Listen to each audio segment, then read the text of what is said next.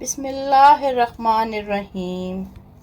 حضرت ابو ہریرہ بیان کرتے ہیں، رسول اللہ صلی اللہ علیہ وسلم نے فرمایا، کیا میں تمہیں ایسا عمل بتاؤں جس کے ذریعے اللہ خطائیں معاف کرتا ہے اور درجات بلند کرتا ہے؟ صحابہ نے عرض کیا، کیوں نہیں اللہ کے رسول، ضرور بتائیں۔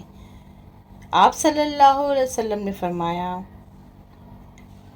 ناگواری کے باوجود مکمل طور پر وضو کرنا، مساجد کی طرف زیادہ قدم چل کر جانا اور نماز کے بعد دوسری نماز کا انتظار کرنا، یہی سرحدی چھاؤنی کی حفاظت ہے۔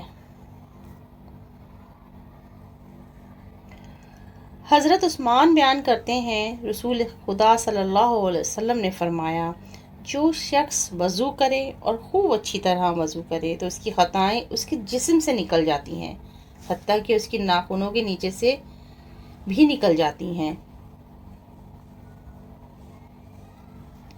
حضرت ابو ہریرہ بیان کرتے ہیں، رسول خدا صلی اللہ علیہ وسلم نے فرمایا، جب مسلمان یا مومن بندہ وضو کرتا ہے اور اپنا چہرہ دھوتا ہے تو آنکھوں کے دیکھنے سے ہونے والی تمام خطائیں پانی کے ساتھ یا پانی کے آخری قطرے کے ساتھ اس کے چہرے سے نکل جاتی ہیں۔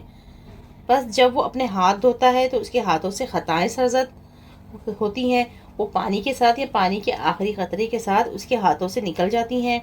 بس جب وہ اپنے پاؤں دھوتا ہے تو اس کے پاؤں سے جو خطائیں سرزد ہوتی ہیں پانی کے ساتھ یا پانی کے آخری قطرے کے ساتھ اس کے پاؤں سے نکل جاتی ہیں، حتیٰ کہ وہ گناہوں سے صاف ہو جاتا ہے۔